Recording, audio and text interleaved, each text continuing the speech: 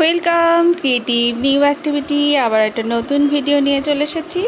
আজকে আমার দুটো নাইটি কিনেছিলাম, সেই নাইটি দুটো যেহেতু বড় ঝুল ছিল, তো আজকে পুরনো নাইটির মাপে আমি সেই ঝুলগুলোকে একটু কেটে নিলাম। আর কাটতেই দেখো কত সুন্দর টুকরো কাপড় পেয়ে গেলাম। আর টুকরো কাপড়ের যে ব্যবহার তোমাদের তো সঙ্গে অনেকবার শেয়ার করেছি। আর আজকেও দেখো যে টুকরো দুটো কাপড় আমি পেয়েছি, সেই কাপড়গুলোকে এই যে সেলাইগুলো যে ছিল সেগুলো সব ভালো করে খুলে নিয়েছি। এটা তোমরা ইস্ত্রি করে নিতে পারো, কিন্তু আমার একটু আলসেমির জন্য এই জিনিসটা করা হয়নি, আবার সেই ইস্ত্রি বের করে করা এই জন্য। তো যাই হোক, আমি এই টুকরো কাপড়গুলোকে এইরকম দেখো দুটো টুকরো হয়েছে, আর এটাকে আমি এই রকমভাবে ভাঁজ করে নিয়ে, আর এই দেখো নিচের দিকে একটু কাটাও আছে, তো সেজন্য আমি ভেবেছি যে এটাকে দিয়ে একটা বেবি ফ্রক বানাবো। তো বেবি ফ্রক বলতে আমাদের যে নিচের যে ঘের দেওয়া যে ফ্রক সেরকম বানাবো না, অনেকটা যে বাড়িতে পরার যে টেপ জামার মতোই হবে, অনেকটা সেরকমভাবেই বানাবো, যেহেতু কাপড়টা একটু কমই আছে। তো এটাকে কেটে নেওয়ার জন্য প্রথমে গলাটা দেখো মাপ নিয়ে নিয়েছি, সামনের দিকে একটু বেশি আর পেছনের দিকে একটু কম, 2 ইঞ্চি মতো পেছনের দিকে আর সামনের দিকে 3 ইঞ্চি নিতে পারো। আর এই বগলের 4 ইঞ্চি নিয়েছি, মানে যেভাবে তোমরা বেবি ফ্রক যেই মাপের করবে সেই মাপ অনুযায়ী তোমরা করতে পারো। তো দেখো আমি তোমাদেরকে মোটামুটি দেখিয়ে দিলাম, এই যে বগল কাটলাম, গলা কাটলাম, আর এই যে ঝুলের নিচের দিকটা যেহেতু আমি এরকম রেখেছিলাম, ভাঁজ করেছিলাম, তো নিচের দিকটাও কেটে নিলাম। তো এইভাবে আমার প্রথমে কাপড়টাকে রেডি করে নিলাম দেখো। তো 4টে টুকরো হয়ে গেছে, যেহেতু এটা নাইটির নিচের পার্টটা দিয়ে আমি করেছি, তো সেজন্য যে পেছনের পার্টটা আছে সেই পার্টটা দুটো পার্ট, সেই দুটো পার্টকে আমি জোড়া দিয়ে নিব, এইভাবে জোড়া দিয়ে নিব যাতে করে এটা জয়েন্ট হয়ে যায়। আর সামনের দিকটা আমি যেহেতু বোতাম ঘর করব, সেই জন্য আমি সেটা জোড়া দিলাম না। একই রকমভাবে পরের যে আর একটা নাইটি ছিল সেটাকেও কেটে নিলাম।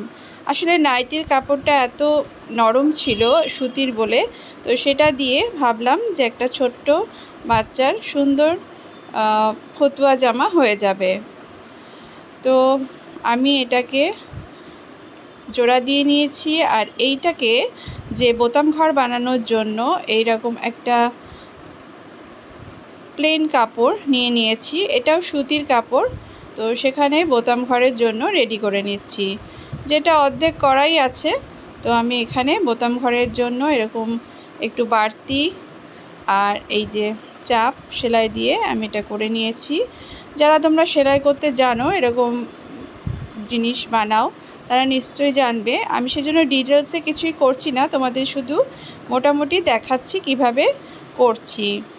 আর এই যে কুচির কাপড় নিয়েছি, আর পাইপিনের জন্য গলায় আর বগলের জন্য যে পাইপিনের কাপড় সেটাও এই প্লেন কাপড় থেকে নিয়ে নিয়েছি। এই কাপড়টাও ম্যাচিং ছিল, তো আমার কাছে পরেই থাকে অনেক টুকরো কাপড়, যেহেতু সেলাই করি, তো এই কাপড়টা সেখান থেকেই পেয়ে গেলাম।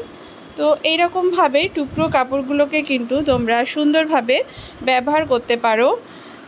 আর এই যে দেখো ঘাড়টা সেলাই করে নিলাম, আর তারপরে আমি যে পাইপিনগুলো আছে সেগুলো অ্যাটাচ করে নেব, আর সেজন্য আমাকে তেরছা করে পাইপিনগুলো কাটতে হয়েছে।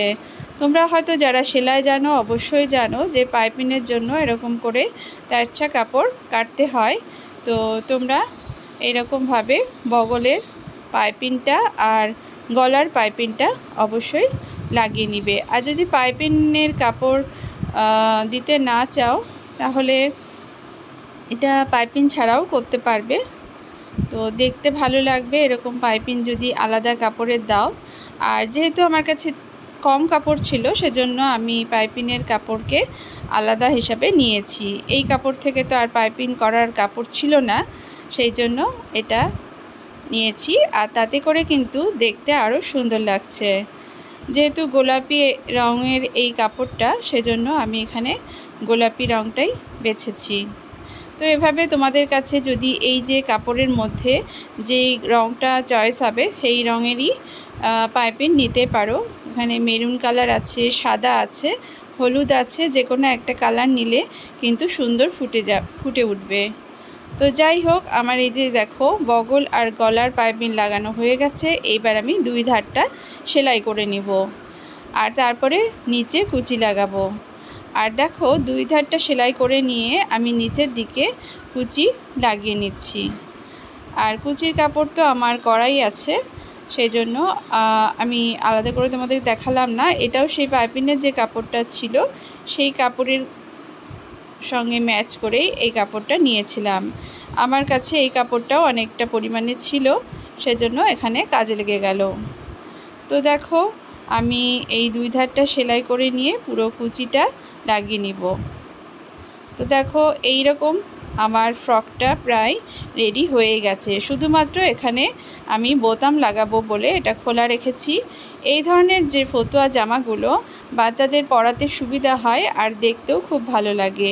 এর সঙ্গে লং প্যান্ট পরাতে পারো, তাহলে দেখতে খুব ভালো লাগবে, বা একটু শর্ট থিক ওয়াটার প্যান্ট পরলে দেখতে ভালো লাগবে। তো এই ধরনের এই যে বোতামগুলো আমি এখানে বোতাম ঘরের দিকে লাগিয়ে নেব। একদম নিচ পর্যন্ত লাগাবো না, একটু ফাঁকা রাখবো। আর এই যে আমার বোতাম লাগানো রেডি হয়ে গেল। তো কি সুন্দরভাবে একটা নাইটির টুকরো কাপড়কে ব্যবহার করে আমি এই যে ফতুয়া জামা তৈরি করে নিলাম। জামাটা কিন্তু বেশ বড়ই হয়েছে, মোটামুটি 2-3 বছরের বাচ্চার জন্য খুব সুন্দর হবে। তো দেখলে তো কত সুন্দরভাবে রেডি হয়ে গেল। কেমন লাগলো অবশ্যই কমেন্ট করে জানাবে। বাই।